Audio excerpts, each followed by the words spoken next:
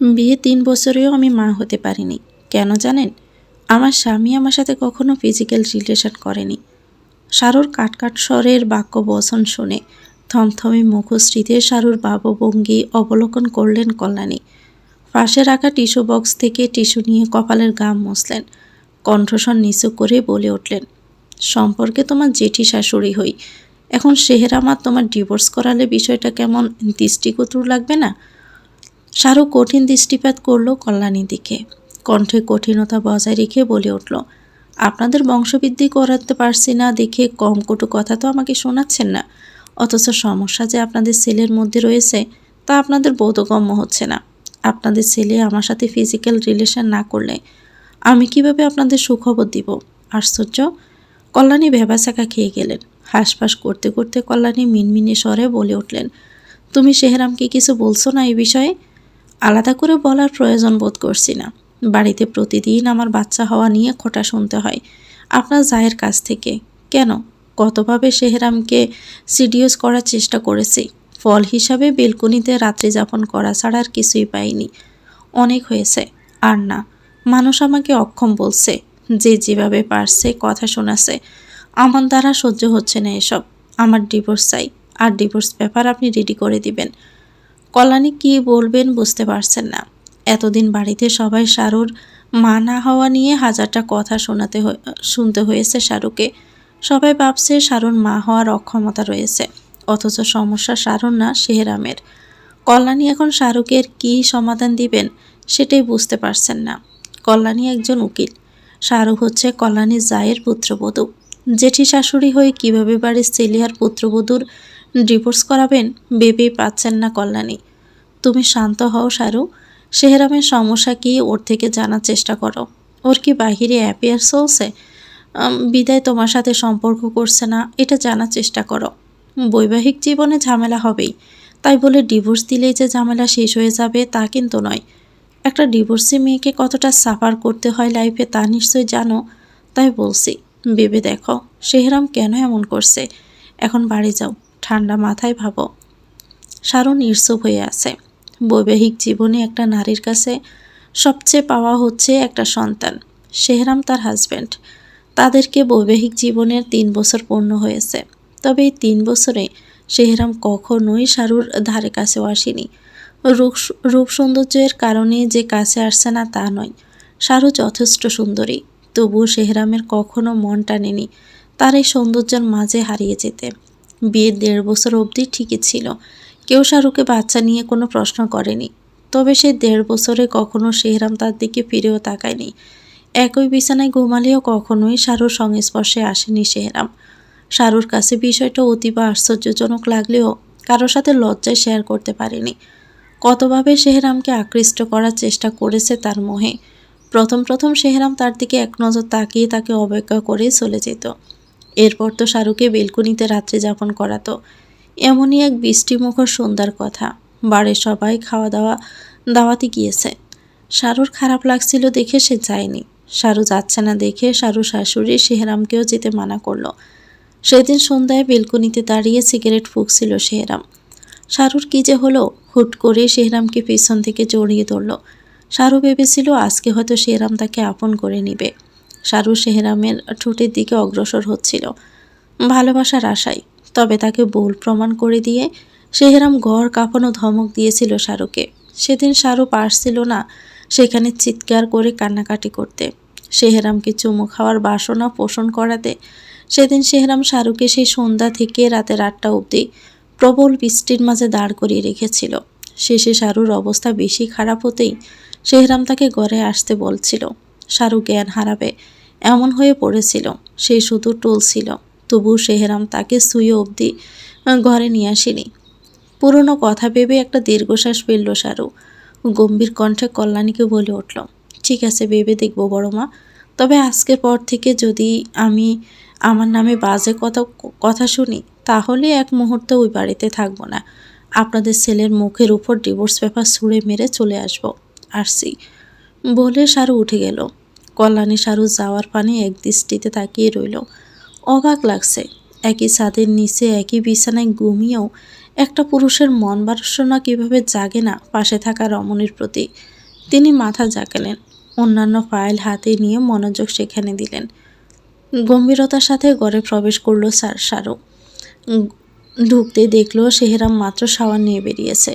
শারুর নজর গেল শেহরামের হালকা লোমযুক্ত বক্ষের দিকে। কিছু একটা ভাবতে মাথা ঝাঁকিয়ে অন্যদিকে তাকালো। ফোনের আর চোখে তাকালো শেহরামের দিকে। পুরুষ মানুষ হিসাবে শেহরাম পারফেক্ট হয়েও পারফেক্ট না। নারীর প্রতি তার কোনো আগ্রহ দেখায় না সে।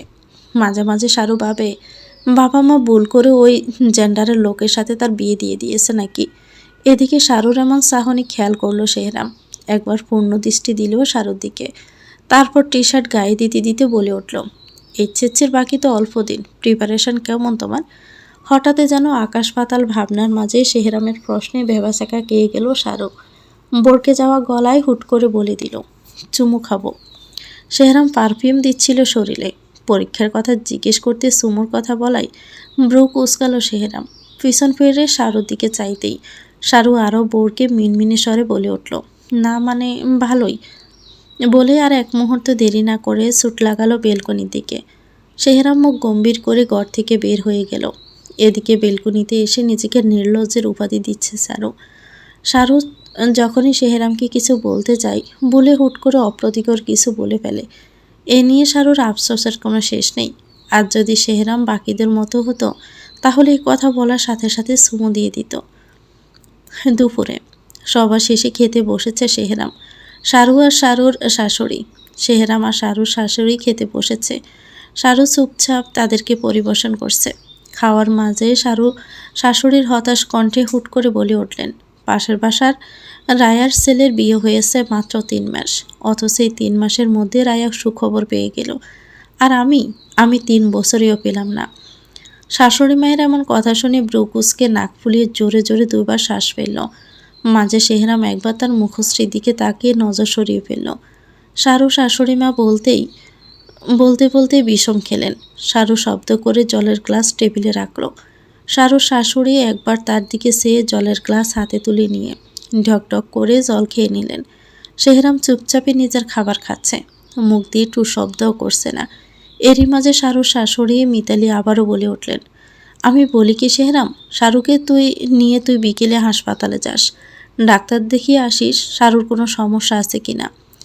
শারু এবার তেলে বেগুনে লাল লাল হয়ে জ্বলে উঠল। এসব খোসা মারা কথা তার সহ্য হচ্ছে না।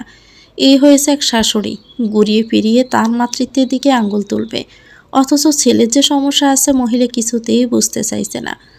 শারু কিছু বলবে তার আগে শেহরাম উঠে দাঁড়ালো। গম্ভীর স্বরে শারুকে বলে, উঠো, ঘরে এসো তাড়াতাড়ি। শারুর মনে লাড্ডু ফুটলো কেন জানি।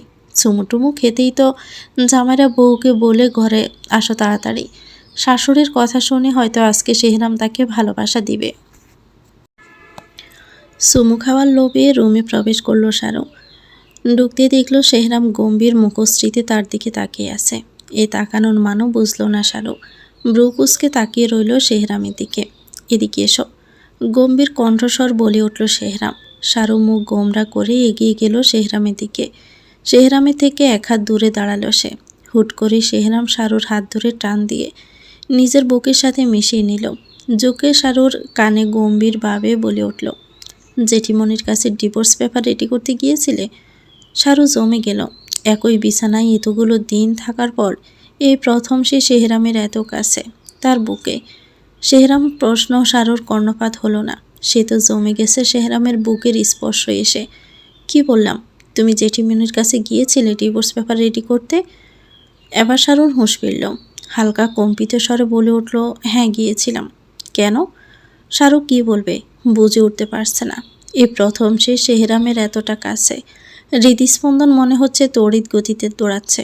অন্য সময় হলে এতক্ষণে শারু শেহরামের চোখের সামনে আঙ্গুল তুলে বলতো কি কারণে ডিভোর্স পেপার রেডি করতে গিয়েছিল। কিন্তু এখন শারু কেন জানি পারছে না। ডুব গিলল শারু, নিঃশ্বাস নিল প্রাণ ভরে এবং নিঃশ্বাস ফেলল জোরে। শেহরাম সে গরম নিঃশ্বাস অনুভব করল। শারুকে আরেকটু নিজের বুকের মধ্যে চেপে ধরল। আপনার সাথে আমি থাকতে ইচ্ছুক না, আশা করি কেন বুঝতে পারছেন। বাড়ির পরিস্থিতি, আপনার মায়ের কথাবার্তায় স্পষ্ট বোঝার কথা। সবাই আমার মাতৃত্বের দিকে আঙ্গুল তুলছে। আমি অনেক সহ্য করেছি, আমার দ্বারা আর সম্ভব হচ্ছে না। শেহরাম পুরোটাই শুনল। কিছুক্ষণ চুপ রইল। রুমটা এখন গম্ভীর ও নীরবতায় পরিপূর্ণ। তারপর নীরবতা ভেঙে শেহরাম বলে উঠল, আচ্ছা, এখন তুমি কি প্রস্তুত বাচ্চার প্রসেসিং শুরু করতে? শাহরুখ ভড়কে গেল। কি কথার প্রসঙ্গে কি বলছে লোকটা? তার অবাক লাগছে। সে কি স্বপ্নে আছে? যে লোক মুখ ফুটে কোনোদিনও বেশি কিছু বলেনি পড়ালেখার বিষয় বাদে, আর সেই লোক কিনা আজ এসব কথা বলছে? কিভাবে সম্ভব এটা? শাহরুখ মুখে তুলে হা করে তাকালো শেহরামের দিকে। শেহরাম গম্ভীর ভাব বজায় রেখেছে মুখশ্রীতে। আমি কি স্বপ্নে আছি? একটা সিমটি কাটুন আমাকে। শেহরাম চুপ করে রইল। সিমটি কাটল না। শাহরুখ বলল, হ্যাঁ, এবার ঠিক আছে। এটা স্বপ্নই, নয়তো সিমটি তো কাটতেনি। দিবা স্বপ্ন দেখার লিমিট থাকে, আমি তো তা ক্রস করে ফেলেছি। আফসোসের সুরে বলে। শেহরাম এবারও নিরুত্তর। এত বছরের শাহরুখ যা সেও পায়নি, তা আজ অনাকাঙ্ক্ষিত পেয়েছে শেহরামের কাছ থেকে।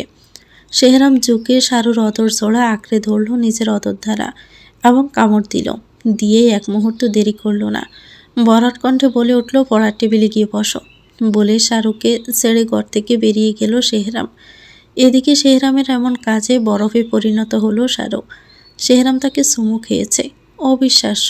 ঠোঁটে হাত দিল শাহরুখ। সুতে ব্যথা অনুভব করলো খানিকটা। শেহরাম কামড় দিয়েছে। ব্যথা যেহেতু অনুভব করেছে তাহলে এটা বাস্তব, স্বপ্ন না। শাহরুর মাথা ঘুরানোর দ্বার প্রান্তে। এই লোকটাকে চুমু খেয়েছে। ঠোঁটে হাত দিয়ে পৃষ্ঠ হয়ে দাঁড়িয়ে রইল শাহরুখ। এমনভাবে জমে দাঁড়িয়ে আছে যেন সে এই মুহূর্তে পৃথিবীর বাহিরে। এই লোকটা বিয়ের 3 বছরেই প্রথমবার আমার এত কাছে এসেছে, আমাকে চুমু খেয়েছে। কিভাবে সম্ভব? শারুন নিজের ভাবনার মাঝে দরজার দিকে নজর গেল। শেহরাম দরজায় হেলান দিয়ে দাঁড়িয়ে বুকে হাত ভাঁজ করে ব্রু কুঁচকে তার দিকেই তাকিয়ে আছে। শারু ইতস্ত বোধ করলো। শেহরাম ইশারা করলো পড়ার টেবিলে গিয়ে বসতে। শারু শেহরামকে এক নজর দেখে এগিয়ে গেল টেবিলের দিকে। শেহরাম এসে তার পাশে চেয়ার টেনে বসল। পরীক্ষার আর মাত্র অল্প কিছুদিন বাকি। প্রিপারেশন কেমন? ভালো। যদি কিছু বাকি থাকে তাহলে শুরু করো ওখান থেকে। শাহরু আর কোনো উত্তর করল না, পড়া শুরু করলো। শেহরাম তার পাশে বসে রইল, তার নজর ফোনের দিকে। শাহরু ভেবে পাচ্ছে না এই লোকটা এভাবে তার পাশে শুধু শুধু বসে আছে কেন। হুট করে চুমু খেলো, ওই রকম বাচ্চা নেওয়ার প্রসেসিংয়ের কথা বলল, আনএক্সপেক্টেডভাবে সব। এখন এভাবে পাশে বসে আছে। শাহরু ভেবে পাচ্ছে না লোকটার মাথার স্ক্রু কি শক্ত হয়েছে।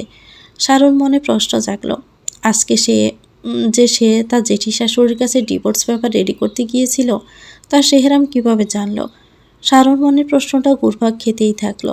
এক পর্যায়ে সে শেহরামকে মিনমিনিয়ে বলে উঠল, জেঠিমণির কাছে যে ডিভোর্স নিতে গিয়েছিলাম আপনি কিভাবে জানলেন? শেহরাম ফোনের থেকে নজর সরালো, তার দিকে শান্তি দৃষ্টি রাখলো। শাহরু নজর সরিয়ে ফেলল। এই শান্ত দৃষ্টিতে তার হৃদস্পন্দন তড়িৎ গতিতে বেগে ছুটছে। এ যেন চলন্ত ট্রেনকেও হার মানাবে। জেঠিমণি বলেছেন। শাহরু চুপ করে রইল। বলার মতো এখন আর কিছুই নেই, তাই চুপ করে থাকাটাই ভালো। শাহরু পড়ায় মনোযোগ দিতেও গিয়েও থেমে গেল শেহরামের বাক্য বচন শুনে। পরীক্ষা শেষ হোক, এরপর কাউকে তোমার মাতৃত্ব নিয়ে কথা তোলার সুযোগ দিব না। তৈরি থেকো। You know what I mean. শারুর শরীরে যেন শীতল শিহরণ বয়ে গেল। শেহরামি কথাটা বলার সাথে সাথে উঠে দাঁড়ালো। এরপর হনহনিয়ে বেরিয়ে গেল ঘর থেকে। এদিকে শারু থমকে রইল। হুট করে শেহরাম এমন কিছু বলবে শারু ভাবেনি। শারু কী প্রতিক্রিয়া দেখাবে সেটাও বুঝে উঠতে পারছে না। ডিভোর্সের কথা শুনে শেহরাম এমন কথা বলছে যা শাহরুখকে কাঁপিয়ে তুলতে বাধ্য করেছে। শেহরাম যাওয়ার সময় যে ভূমিকম্পের ন্যায় কথাটা বলে গেছে, এখন শাহরু চাইলেও পড়ায় মন বসাতে পারবে না। অদ্ভুত একটা কিছু অনুভব করছে শাহরু। বিছানায় শাহরুর ফোন রাখা ছিল। কলের শব্দে বিছানার দিকে তাকালো। ধীরগতিতে উঠে গিয়ে ফোনটা হাতে নিল। শেহরামের নাম্বার। শাহরু ব্রু কুঁচকাল। এই তো লোকটা উঠে বাহিরে গেল, এখন আবার ফোন কেন দিচ্ছে? শাহরু রিসিভ করতে যাবে এমন সময় কলটা কেটে গেল। শাহরু গভীর চিন্তায় মগ্ন হলো। বেশি গভীরে যাওয়ার আগেই আবারও কল আসলো। হালকা কেশে কলটা রিসিভ করলো শাহরু। ওই পাশ থেকে গম্ভীর স্বরে শেহরাম বলে উঠল, এত ভাবাভাবির কিছু নাই, চুপচাপ পড়তে বসো। আমার কথায় এত শকড হওয়ারও কিছু নেই। তুমি বাচ্চা বলেই এতদিন ছাড় দিয়েছিলাম, কিন্তু তুমি সে বাচ্চাকালেই আমাকে সিডিউস করার ট্রাই করছো। তখনও ভেবেছিলাম বাচ্চা তো, ওজন্যই আবেগের বয়সে এমন করছো। কিন্তু আজকে ডিভোর্সের ব্যাপারটা জানার পর আমার বোধগম্য হলো তুমি বাচ্চা না। তোমার পাখা অনেক বড় হয়েছে। এখন আমার সময় হয়েছে তোমার পাখা কাটার। শুধু তোমার পরীক্ষাটা শেষ হোক, সিডিউস আর ডিভোর্সের শোধ তুলব বলে শেহরাম কল কেটে দিয়েছে। এদিকে বিস্ময়ের উপর বিস্মিত হতে চলেছে শারু। সারা শরীর ঝাঁকুনি দিয়ে উঠল শারুর। মাথার মধ্যে তার একটা কথাই ঘুরছে, সিডিউস আর ডিভোর্সের শোধ তুলবে শেহরাম। এর মানে কি? ভাবতে কেঁপে উঠল শারু। কি এক অদ্ভুত অনুভূতি। মাথা জাকালো শারু। এসব চিন্তা ঝেড়ে ফেলা দরকার। সামনে পরীক্ষা, এখন পড়তে হবে। পরীক্ষার জন্য হলেও আপাতত বাড়িতে তাকে নিয়ে আর কোনো প্রশ্ন উঠবে না। কিন্তু শেহরাম, সে এটা কি বলল? পরীক্ষার পর তার মাতৃত্ব আর কাউকে প্রশ্ন তুলতে দিবে না। শারুর মনে পরীক্ষা ঘুরছে, কিন্তু মাথা ভর্তি শেহরামের বলা প্রতিটা কথা। আমি নিজের মেয়ের রেপ কেস কীভাবে লড়ব সারু? কল্যাণীর মুখে নিশ্চিত এমন বাক্য শুনে হতভম্ব হয়ে গেল সারু। বড় বড় আঁখিতে হতভম্ব দৃষ্টিতে জেঠিমণির দিকে তাকালো সে। জেঠিমণি এসব কি বলছে? নিজের মেয়ের রেপ কেস কীভাবে লড়বে মানে?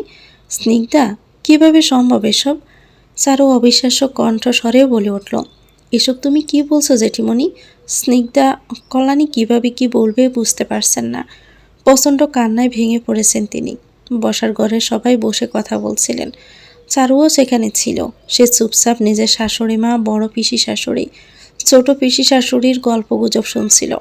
এমত অবস্থায় কল্যাণী ক্রন্দনরত হন্তদন্ত হয়ে ছুটে এসে এ কথা বলতে বলতেই জোরে কান্না শুরু করে দিলেন। বসার ঘরের উপস্থিত সবাই এখন আতঙ্কের মধ্যে রয়েছে। কিছুক্ষণ আগে কোর্টে যাওয়ার জন্য উদ্দেশ্যে তৈরি হচ্ছিলেন কল্যাণী। আজকে কোর্টে রায় দেওয়া হবে। যে কেসে রায় দেওয়া হবে সেই কেস কল্যাণী লড়ছেন। সম্পত্তির লোভে ছোট ভাইকে খুন করেছেন বড় ভাই। যাকে খুন করা হয়েছে তার একমাত্র মেয়ে, খুবই ছোট বয়স, 4 কি 5 হবে। সম্পত্তি এমন একটা জিনিস যার মোহে পড়ে মানুষ সর্বোচ্চ ঘৃণিত কাজ করে ফেলে, এমনকি মায়ের পেটের আপন ভাইকে অবধি খুন করে ফেলে। কল্যাণী পুরো দমে কেসটা নিয়ে তদন্ত করেছিলেন। সব প্রমাণ আজকে কোর্টে পেশ করবেন। তিনি পুরোদমে কনফিডেন্স রেখেছেন যে উনি ওই লোকটাকে ন্যায় পাইয়ে দিবেন, সত্য জয় করবেন। এমন আকাশ পাতাল ভাবনার মাঝে ফোন বেজে উঠল ওনার। ফোনটা হাতে নিতেই ব্রু কুঁচকে গেল কল্যাণীর। থানার পুলিশ অফিসার এসকে আহাজিব কল করেছেন। ব্রু কুঁচকে কলটা রিসিভ করলেন তিনি। ওপাশ থেকে বরাট কণ্ঠে অফিসার এসকে আহাজিব বলে উঠলেন, কল্যাণী ম্যাডাম, শিকদার শিহাবুদ্দিন সরকারি হসপিটালে আসুন ইমার্জেন্সিতে। আপনার মেয়ের রেপ হয়েছে, মারাত্মক সিচুয়েশন, দ্রুত আসুন। মুহূর্তে বরফের ন্যায় জমে গেলেন কল্যাণী। থমকে দাঁড়িয়ে রইলেন ফোন কল দিয়ে। পুরো পৃথিবী যেন কল্যাণী থমকে গেছে। একটাই মাত্র মেয়ে তার, এবার ইন্টার ফার্স্ট ইয়ারে অধ্যয়নরত। কিভাবে কি হলো হিসাব মিলাতে পারছেন না কল্যাণী। মেয়েটা তো কালকে মামা বাড়ি গেল। তাহলে আজকে তাহলে আজকে এমন খবর ওনার কানে এলো কি করে আসলো? হঠাৎই কল্যাণীর বোধগম্য হলো, অসহায় মাতৃকার মতো কেঁদে উঠলেন। তার ফুলের মতো ছোট্ট মেয়েটার সাথে যে কত বড় অন্যায় হয়েছে তা বুঝতে পারছেন তিনি। ব্যাগের মধ্যে ফোনটা ঢুকিয়ে ব্যাগটা হাতে নিয়ে কোনো মতে দেওয়াল হাতড়ে হাতড়ে সিঁড়ি বেয়ে নিচে বসার ঘরে নেমে আসলেন বেজা আঁখিতে।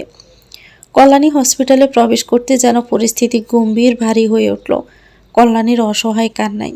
হসপিটালের প্রতিটি মানুষ নির্বাক, নিশ্চুপভাবে একজন মায়ের অসহায় কান্না দেখছে। এই কান্না গায়ের পশম দাঁড় করানোর মতো ক্ষমতা রাখে। কল্যাণী অসহায়ের মতো কাঁদতে কাঁদতে আইসিইউর সামনে আসলেন। কল্যাণীর পিছু পিছু চারু ও চারুর শাশুড়ি মিতালি এবং তার 2 ননদ ও ননর সাথে তাদের স্বামীরা আসলো। বাড়ির বাকি সদস্যদের খবর দেওয়া হয়েছে, তারা পথেই আসছে। আমার মেয়ে মিতালি, আমার মেয়ের সাথে এই অন্যায় কি করে হলো মিতালি? আমার বাচ্চা মেয়েটা, আমার মাটা। মিতালি নিঃশব্দে কান্না করছে। কল্যাণীকে কিছু বলার ভাষা খুঁজে পাচ্ছে না। যবে থেকে রায়বাড়িতে স্নিগ্ধার আগমন ঘটেছে সেই দিন থেকে নিজের নারী ছাড়া সন্তানদের থেকেও বেশি ভালোবেসেছে স্নিগ্ধাকে। বাড়ির সকলের চোখের মনি হচ্ছে স্নিগ্ধা। এই রায় পরিবারের স্নিগ্ধাই হচ্ছে একমাত্র মেয়ে, সেই সকলের চোখের মনি। একমাত্র মেয়ের এই করুণ পরিস্থিতিতে কিছু বলার মতো খুঁজে পাচ্ছে না কেউ। কল্যাণী আইসিইউ দরজা জোরে জোরে ধাক্কা দিচ্ছেন আর কান্না করতে করতে বলছেন, দরজা খোলো, আমায় আমার মেয়েকে দেখব, আমার স্নিগ্ধা, আমি আমার মাকে দেখব, দরজা খোলো। শারু প্লিজড হয়ে দাঁড়িয়ে আছে। চারদিকে কি হচ্ছে তার বোধগম্য হচ্ছে না। এমনভাবে দাঁড়িয়ে আছে যে কাউকে সারুকে দেখলে মনে করবে সারু মানুষের মতো দেখতে, একটা ম্যানিকুইন। চোখের পলকে পড়ছে না তার, স্থির হয়ে চেয়ে আছে কল্যাণীর দিকে। সারুর বড় বড় পিসি শাশুড়ি এগিয়ে এসে কল্যাণীকে বুকে জড়িয়ে ধরলেন। কন্দনরত স্বরে বলে উঠলেন, তুমি একটু শান্ত হও বৌদি, এভাবে ভেঙে পড়ো না, স্নিগ্ধের কিছু হয়নি, ওরা সবাই মিথ্যে বলছে। মাতৃকার মন এত সহজে সন্তানদের সাথে অন্যায় হওয়ার কথা শুনে শান্ত হতে পারেন না। কল্যাণীর ক্ষেত্রেও তেমনটাই হয়েছে। তিনি কিছুতেই শান্ত হচ্ছেন না। কান্নার বেগ বৃদ্ধি পাচ্ছে, সেই সাথে অসহায়ত্ব। জেঠিমণি। কল্যাণী তাকালেন। শেহরামকে দেখতে পেয়ে নিজেকে আরও বেশি অসহায় মনে করলেন। ঝাঁপিয়ে পড়লেন শেহরামের বুকে। কান্নার বেগ বৃদ্ধি করে অস্পষ্ট স্বরে বলে উঠলেন, আমার স্নিগ্ধা, ওইটুকুন বাচ্চা মেয়েটা, আমার নিজেকে এত অসহায় লাগছে শেহরাম, আমার ফুলের মতো বাচ্চাটা। শেহরামের যেন মনে হলো কেউ তার কণ্ঠনালীতে পা চেপে ধরেছে। বুকের মধ্যে এক বিশাল পাথরের উপস্থিতি অনুভব হলো তার। চোখের কোনো অশ্রু জমতে শুরু করেছে তার। মায়ের পেটের বোন নেই। স্নিগ্ধাকে সেই মায়ের পেটের বোন ভেবে আসছে এতদিন। স্নিগ্ধা মুখ ফুটে কিছু বলার আগেই সবসময় তারা তার আবদার পূর্ণ করেছে। আজকে সেই বোনের এমন করুণ দুর্দশা মানতেই পারছে না শেহরাম। আইসিইউ দরজা খুলে একজন বের হলো, ডাক্তার সাফান। মুখে মাস্ক পরিহিত, মাস্ক সরাতেই তার বিরস মুখশ্রী পরিলক্ষিত হলো। গম্ভীর স্বরে বলে উঠল, পেশেন্টের সিচুয়েশন ভালো না, অতিরিক্ত ব্লিডিং হয়েছে, সেই সাথে প্রচুর টর্চার করা হয়েছে। আমরা আমাদের সর্বোচ্চটা দিয়ে ট্রিটমেন্ট করেছি, এরপর বাকিটা আপনাদের পেয়ে ওর সৃষ্টিকর্তার উপর নির্ভর করে। ভিতরে পুলিশ অফিসাররা আছেন, পেশেন্টের বয়ান নেওয়ার চেষ্টা করছেন। আপনাদের মধ্যে দুইজন ভিতরে গিয়ে ওনার সাথে দেখা করে আসতে পারেন। ভিতরে যাওয়ার কথা শুনে কল্যাণী শেহরামকে ছেড়ে দিলেন। ছুট লাগালেন আইসিইউর ভিতরে। মুখে অক্সিজেন মাস্ক পরা, শরীরে ব্যান্ডেজ, মুখে অজস্র আঘাতের চিহ্ন, চোখের এক ফাঁস ফুলে আছে, ঠোঁট কেটে ফুলে নীল হয়ে আছে, চেহারা প্যাকাশে হয়ে গেছে। স্নিগ্ধা কল্যাণীকে দেখল, তার ছোট করে মেলা জোড়া চোখ জোড়া মাকে প্রাণ ভরে দেখলো। এক পর্যায়ে ডুকরে কেঁদে উঠল। মেয়ের এমন ডুকরে কেঁদে ওঠা দেখে কল্যাণী নিজেকে ধরে রাখার প্রাণপণ চেষ্টা করছেন। তিনি একজন উকিল, শক্ত মনের মানুষ। মেয়ের এই অবস্থায় কিছুতেই তিনি ভেঙে পড়বেন না। তিনি ভেঙে পড়লে যে স্নিগ্ধাকে তিনি আগলাতে পারবেন না। মেয়েটা তো এমনি চূর্ণ বিচ্ছিন্ন হয়ে গেছে। ম্যাডাম, নিজেকে সামলানোর চেষ্টা করুন, মেয়েকে অভয় দিন। অনেক বয়ান দিতে বলা হচ্ছে কিন্তু তিনি কিছুই বলছেন না, থম মেরে আছেন। আপনার মেয়েকে এই কেসটা আপনাকে লড়তে হবে, তাই দয়া করে ওনাকে সব সত্যিটা বলতে বলুন। ওনার এই বয়ানের জন্য আমরা সেই কালফিটকে শাস্তি দিতে সক্ষম হব, নয়তো সেই কালফিটের দ্বারা আবারও কোনো নিষ্পাপ মেয়ের জীবন ঝুঁকিতে পড়বে। পুলিশ অফিসার এসকে হাজিব থমথমে স্বরে বলে উঠলেন। কল্যাণী কিছু সময় নিলেন, এরপর স্নিগ্ধার পাশে গিয়ে স্নিগ্ধার হাতে হাত রাখলেন আলতোভাবে। মৃদু স্বরে বলে উঠলেন, মা, ভয় নেই, এই তো তোমার মা চলে এসেছে, আমি আছি তোমার পাশে, তোমার কিছুই হয়নি মা, ভয় পেও না। যা যা হয়েছে, যারা এমন করেছে সবটা বলো, তুমি ভয় পেও না, তোমার মা তোমার পাশে আছে। মায়ের এমন মৃদুস্বরের বাক্য বচন শুনে স্নিগ্ধা আরও বেসামাল হয়ে পড়ল। কান্নার বেগ বৃদ্ধি পেল। মেয়ের এমন কান্না কল্যাণীর হৃদয়ে ঝড় উঠালো। সবটা ভেঙে চুরমার হয়ে যাচ্ছে ভিতরটাই। তিনি আলতো হাতে স্নিগ্ধার মাথায় হাত বুলিয়ে বলে উঠলেন, আমি আছি তো তোমার পাশে মা, কাঁদে না, বলো সবটা। কল্যাণী থমথমে মুখে অফিসার এসকে হাজিবের দিকে তাকালেন, ইশারা করলেন রেকর্ড শুরু করতে। স্নিগ্ধার কান্নার বেগ কমে এসেছে। মেয়েটার আর কাঁদার ক্ষমতা নেই। মেয়ের এমন করুণ চেহারা সহ্য করতে পারছেন না আর কল্যাণী। কল্যাণীর পাশে শেহরাম এসে দাঁড়ালো। কল্যাণী বেজা নেত্রপল্লবে শেহরামের দিকে তাকালো। কল্যাণীর ফোনটা বেজে উঠেছে। কল্যাণী ফোনটা হাতে নিলেন, দেখলেন আননোন নাম্বার। ডুব গিলে শেহরামের দিকে তাকালেন, এরপর অফিসারের দিকে তাকিয়ে স্নিগ্ধার দিকে তাকিয়ে বেরিয়ে গেলেন কক্ষ থেকে। কল রিসিভ করলেন কল্যাণী। কিছু বলার আগেই অপর পাশ থেকে হাসির আওয়াজ শুনতে পেলেন। হাসির মাঝে তেজালো পুরুষালী কণ্ঠে কেউ বলে উঠল, ভদ্রভাবে বলেছিলাম হয় মেয়ে জামাই করুন, না হয় এই কেসটা থেকে সরে যান, কিন্তু কোনোটাই করলেন না। এখন মেয়ের মান সম্মানও হারালেন, সেই সাথে কেসটা হ্যান্ডেল করার মন মানসিকতা। এক ডিলে দুই পাখি শিকার করলাম, মাঝে মজাও নেওয়া গেল। কল্যাণী থমকালেন। ফোন কানে চেপেই রেখে দুপা পিছিয়ে গেলেন। বর্তমানে যে কেসটা হ্যান্ডেল করছেন ওই কেসের প্রেক্ষিতেই আজ তার মেয়ের এত বড় সর্বনাশ হয়েছে। ভাবতে স্নিগ্ধের এই অবস্থার জন্য সে নিজেই নিজেকে দোষী করলেন। ওনার জন্যই আজ ওনার ফুলের মতো মেয়েটার সাথে এত বড় অন্যায় হয়েছে। মেয়ের জামাই না হয়েও জামাইয়ের অধিকার নিয়ে নিলাম, খারাপ না? ভালোই লেগেছে। যাই হোক, আশা রাখি এরপর আর সাহস করবেন না কেসটি এগোনোর। নিশ্চুপ থমকে রইল কল্যাণী। ওনার মনে হচ্ছে মা হিসেবে উনি ব্যর্থ। ওনার এই ব্যর্থতার কারণে আজ তার পোলটাকে নির্মম অত্যাচারের শিকার হতে হয়েছে। নিজেকে কি করে ক্ষমা করতে পারবেন কল্যাণী? একজন অসহায় মানুষকে ন্যায় পাইয়ে দিতে গিয়ে নিজের পোলটাকে জড়িয়ে ফেললেন তিনি। মানতে কষ্ট হচ্ছে ওনার। এই তো মেয়েটা কালকে সুস্থ সবলভাবে মামার বাড়িতে গেল, আর আজকে মেয়েটার এই অবস্থা। কল্যাণীর আকাশ পাতাল ভাবনার মাঝে ওপাশ থেকে আবারও বলে উঠল, প্রাণে বাঁচার মতো করে ছেড়ে দিয়েছি আপনার মেয়েকে। এরপর কেসটা বন্ধ না করলে জান নিয়ে নিব। নেওয়ার আগে অবশ্য আবার মজা নেব, এমন মৃত্যু দিব যে মেয়ের মৃতদেহ দেখলে আপনার রুহু কেঁপে উঠবে। তীব্র ঘৃণা হলো কল্যাণীর অপর পাশের ব্যক্তির উপরে। ব্যক্তি স্বার্থে মানুষ এতটা নীচ হয়, ভাবতেই গায়ে কাটা দিচ্ছে কল্যাণীর। আজ অবধি এমন অনেক মেয়ে আছে যাদের রেপ কেস লড়ে তাদেরকে ন্যায় পাইয়ে দিয়েছেন কল্যাণী, কিন্তু কোনোদিনও ভাবেননি এই রেপ কেসের শিকার তার পুলটাকেও হতে হবে। কোনোদিন ভাবেননি নিজের মেয়ের রেপ কেস লড়তে হবে। অজান্তেই হুট করে কল্যাণী চোখের সামনে বেশি উঠল তার মেয়ের সেই আত্মচিৎকার, সম্মান বাঁচানোর আকুতি মিনতি। সোয়াল শক্ত করে ফেললেন তিনি।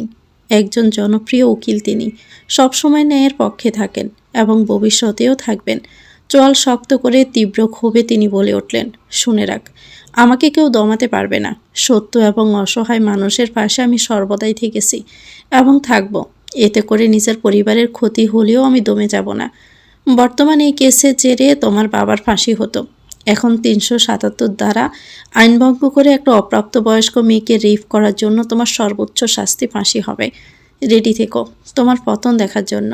নিঃশেষ করে দিব তোমাকে এবং তোমার দম্বকে। যে পাপ করেছ সে পাপের জন্য তোমার শেষটা আমি দেখে ছাড়ব। তীব্র ক্ষোভের সাথে কাটকাট স্বরে নিজের মন্তব্য পেশ করে অপর প্রান্তের ব্যক্তির উত্তরের আশার অপেক্ষাই করলেন না তিনি। মোবাইলে সময় দেখলেন সবে সকাল 10:17 বেজেছে। মনকে শক্ত করলেন, যতটা শক্ত করলে দুনিয়ার সকল অন্যায়কে দাবানো যায়। মোবাইলটা ব্যাগে ভরে ডাক্তার সাফানের কেবিনে গেলেন। নক করে ভিতরে ঢুকলেন।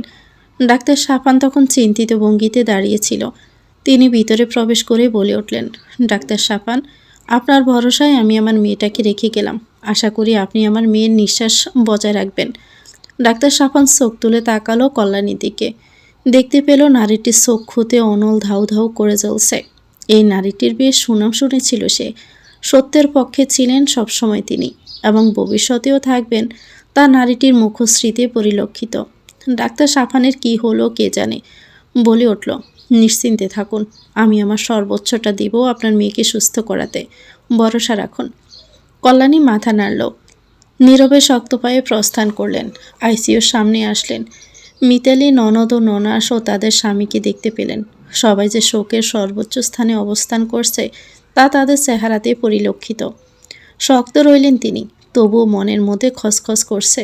আজকে যদি এই পরিস্থিতিতে নিজের স্বামী ছেলেকে পাশে পেতেন তাহলে হয়তো আরও শক্ত হতে পারতেন, কিন্তু তা হওয়ার নয়।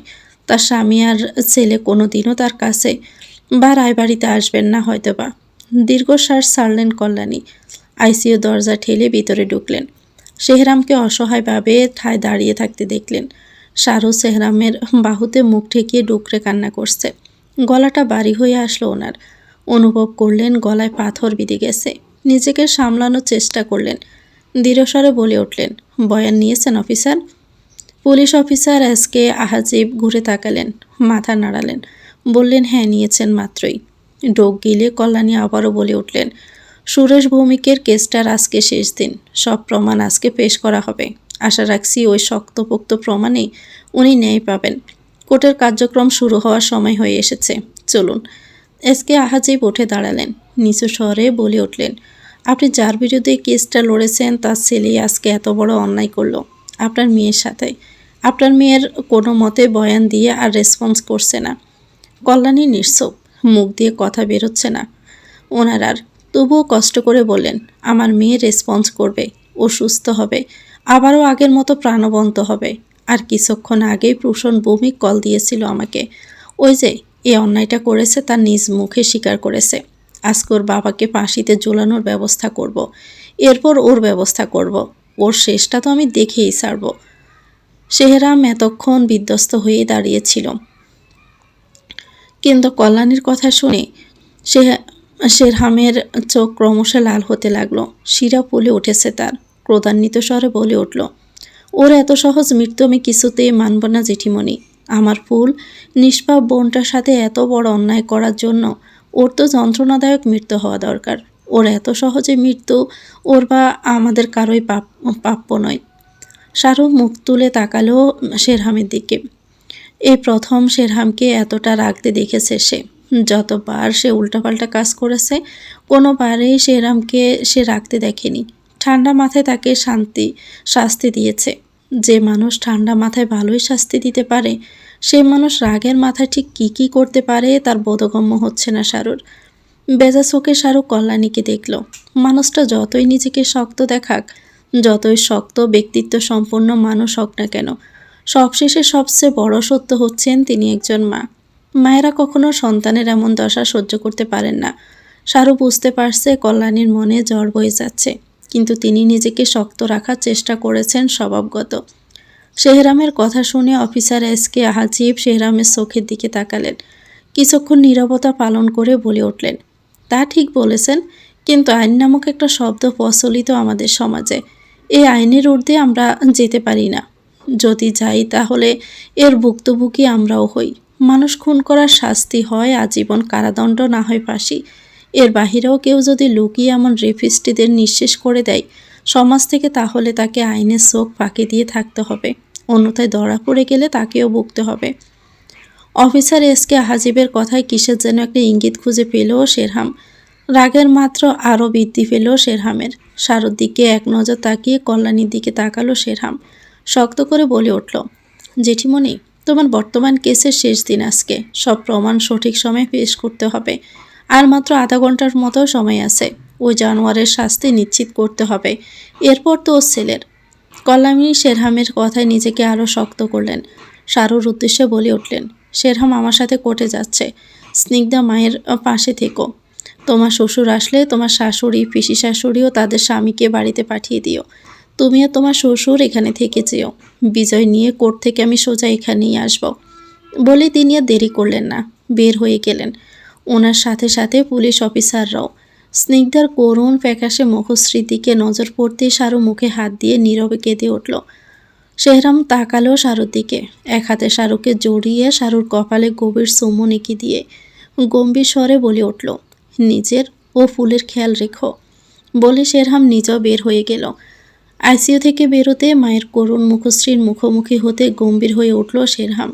মনের মধ্যে তার রক্তের স্রোত বয়ে যাচ্ছে, লাভা উতলে উঠছে। নিজেকে যথাসম্ভব স্বাভাবিক রাখারই চেষ্টা করেছে শেরহাম। সবাইকে উপেক্ষা করে এগিয়ে গেল হসপিটালের বাহিরের দিকে। যাওয়ার সময় হসপিটালের প্রতিটা মানুষকে তার দিকে নীরবে তাকিয়ে থাকতে দেখল। হসপিটালের বাহিরে আসতে দেখল আশেপাশে প্রেস মিডিয়ার লোকজন এসে ভিড় করেছে। তাজা খবর, নামকরা উকিল কল্যাণী রায়ের মেয়েকে রেপ করা হয়েছে। টিভি চ্যানেলের হেডলাইন। শেরহাম তার জেঠিমনির পিছনে ছিল। পাশে পুলিশ অফিসাররা লোকজনকে সরিয়ে গাড়ির দিকে এগিয়ে যাচ্ছে। কল্যাণী দ্রুত পায়ে হাঁটতে গিয়ে এক রিপোর্টারের প্রশ্নে থমকে গেল। যেখানে নামকরা উকিল হয়েও নিজের মেয়েকে রেপের শিকার হওয়া থেকে রক্ষা করতে পারেননি, সেখানে সাধারণ আমজনতার মেয়েদের রেপ কেস হ্যান্ডেল করা কি শোভা পায় আপনার? জেঠিমনির রেপ কেস হ্যান্ডেল করার শোভা পায় কি পায় না, সেটা নিশ্চয়ই এতগুলো রেপ কেসে জয় দেখে বুঝতে পেরেছেন। যেসব মেয়ের সাথে অন্যায় হয়েছে তারা প্রত্যেকেই ন্যায় পেয়েছে, আর সেই ন্যায় পাইয়ে দিয়েছেন আমার জেঠিমনি। সাংবাদিকতায় যদি সঠিক প্রশ্নই করতে না পারেন, তাহলে নিজেকে ঘরবন্দি করে রাখুন। শেহরামের শক্তপোক্ত বাণীতে মুখ কালো করে বেড়ের মধ্যে বিলীন হয়ে গেল সেই রিপোর্টার। শেহরাম সতর্কতার সহিত কল্যাণীকে গাড়িতে উঠিয়ে নিজের ড্রাইভিং সিটে বসল। গন্তব্য কোর্ট। পুলিশের গাড়িও তাদের পিছনে আছে। কোর্টের নির্দিষ্ট সময়েরও 7 মিনিট দেরি হয়ে গেল তাদের কোর্টে প্রবেশ করতে। শেহরাম এক পাশে দাঁড়ালো। কল্যাণী একবার তার দিকে তাকিয়ে এগিয়ে গেল সামনের দিকে। এই দিকে কল্যাণীকে কোর্টে উপস্থিত দেখে পোষণ ভৌমিক, তার বাবা ও তাদের সঙ্গী সাথীরা অবাকের সাথে সাথে প্রচুর রাগান্বিত হলো। দাঁতে দাঁত চেপে পোষণ বলে উঠল, ভাঙবে তবু মস্কাবে না। শালির মেয়েকে খেয়ে আসলাম, ভাবলাম কই মেয়েকে ধরে মরা কান্না কাঁদবে হসপিটালে পড়ে পড়ে, কিন্তু না, শালি তো এতই সত্যর পক্ষে যে নাচতে নাচতে কোর্টে চলে এসেছে। তোকে তো আমি দেখে নিব। পোষণের বাবা নির্মল ভৌমিক ছেলের হাত চেপে বলে উঠলেন, মাথা ঠান্ডা রাখ পোষণ, আমি একজন কমিশনার, যা ভাব করি না কেন কোনো প্রমাণ রাখি না। দেখবি আজকে আমি বেকসুর প্রমাণিত হয়ে সসম্মানের সাথে বেরোবো, এরপর না হয় একে ভাঙা যাবে। বাম দিকের বেঞ্চের কিনারে বসেছিল পোষণ ভৌমিক ও নির্মল ভৌমিক, যার দরুন এগিয়ে যাওয়ার সময় পুরোটাই শুনলেন কল্যাণী। শক্ত সোয়ালে ও কাঠের ছাউনি দিয়ে বিদ্রুপের হাসলেন তিনি। নজর সরিয়ে ডান দিকের বেঞ্চের দিকে তাকালেন। কয়েক জোড়া বেজা ও একরাশ আশা ভরা চক্ষু নজরে আসলেন ওনার। মাথা নাড়িয়ে অভয় দিলেন তিনি, যে করেই হোক সত্য জয় করবেনই। মিষ্টি এক বাচ্চা মেয়ের মুখশ্রী কল্যাণীর নজরে আসলো, সেই সাথে নিজের মেয়ে স্নিগ্ধার মুখশ্রীও বেশি উঠল চোখের সামনে। কল্যাণী দৃঢ় পায়ে এগিয়ে গেলেন সামনের দিকে। শুরুতেই আমি ক্ষমা প্রার্থী আদালতের কাছে আমার দেরিতে আসার জন্য। মহামান্য আদালত, আজকে এই কেসের শেষ দিন এবং আমার সর্বশেষ প্রমাণ পেশেরও শেষ দিন। আমি আপনার নিকট এই কেসের সঠিক ও শুদ্ধ প্রমাণ পেশ করছি। আমি আমার একজন সাক্ষীকে ডেকে নিতে চাই। মহামান্য আদালত থেকে অনুমতি পেতে কল্যাণী একজনকে কাঠগড়ায় এনে দাঁড় করালেন। এদিকে কাঠগড়ায় দাঁড়ানো ব্যক্তিকে দেখে পোষণ আর বাবা নির্মল ও তাদের লোকজনরা অবাক হলো। এই লোকটা তো তাদের বাড়ির কাজের লোক। শেষ কিনা লোকটা যেই থালে খেলো সেই থালেই পুটু করলো। পোষণ রাগে দাঁতে দাঁত পিষল। এই মুহূর্তে পোষণের মন চাচ্ছে সব কিছু জ্বালিয়ে দিতে। কল্যাণী কাঠগড়ায় উপস্থিত আফতাব সাহেবের দিকে এগিয়ে গেলেন। প্রশ্ন করলেন, আপনি নির্মল ভৌমিকের বাড়িতে ড্রাইভার হিসেবে কাজ করেন। আপনি নিশ্চয়ই এই খুনের ব্যাপারে জানেন এবং এর জন্যই আমার সাথে যোগাযোগ করেছেন। আপনি আপনার মতামত রেখেছেন যে নির্মল ভৌমিক তার ছোট ভাই সুরেশ ভৌমিককে খুন করেছেন। আপনার কাছে যা এভিডেন্স আছে আপনি পেশ করতে পারেন। কল্যাণীর প্রশ্নের উত্তর দিলেন আফতাব সাহেব। ওনাদের বাড়িতে ড্রাইভার হিসেবে কাজ করছি প্রায় বছর দুয়েকের মতো। এর মধ্যে ওনার অনেক পাপ কাজের কথা জেনেছি। মানুষ খুন করার মতো মানসিকতা ওনার আছে, কিন্তু কখনোই ভাবিনি সম্পত্তির লোভে নিজের ছোট ভাইকে খুন করবেন। সুরেশ ভাই আমার অনেক কাছে ছিলেন, কখনোই আমি মুসলিম বলে বৈষম্য তৈরি করেননি। মায়ের পেটের ভাইয়ের মতো স্নেহ করেছেন, কিন্তু ওনারা সর্বদা এই নিয়ে আমাকে তুচ্ছ তাচ্ছিল্য করেছিল। আমার চোখের সামনেই উনি অর্থাৎ নির্মল ভৌমিক সুরেশ ভাইকে খুন করেছেন। আড়াল থেকে সেটা আমি আমার মোবাইলে রেকর্ড করেছি এবং ওই বাড়ির সিসিটিভি ফুটেজও সংগ্রহ করেছি। এই যে আমার মোবাইলের ভিডিওটা এবং সিসিটিভি ফুটেজ, আশা করি এতে প্রমাণ হবে উনি খুন করেছেন সুরেশ ভাইকে। বলেই তিনি তার মোবাইল ও সিসিটিভি ফুটেজের পেন ড্রাইভ এগিয়ে দিলেন কল্যাণীর দিকে। কল্যাণী সেটা মহামান্য আদালতের কাছে পেশ করলেন। কল্যাণীর অপর প্রান্তের উকিল হেরে যাচ্ছেন বুঝতে পেরে বলে উঠলেন, মহামান্য আদালত, এসব বানোয়াট ভিডিও ফুটেজ। বানোয়াট ভিডিও পেশ করে আদালতের সময় ও এই কেসটা জেতার চেষ্টা করেছেন কল্যাণী রায়। উনি জানেন উনি এই কেস হেরে যাবেন। কল্যাণী সামান্য হাসলেন অপর প্রান্তের উকিল আশরাফ সাহেবের কথায়।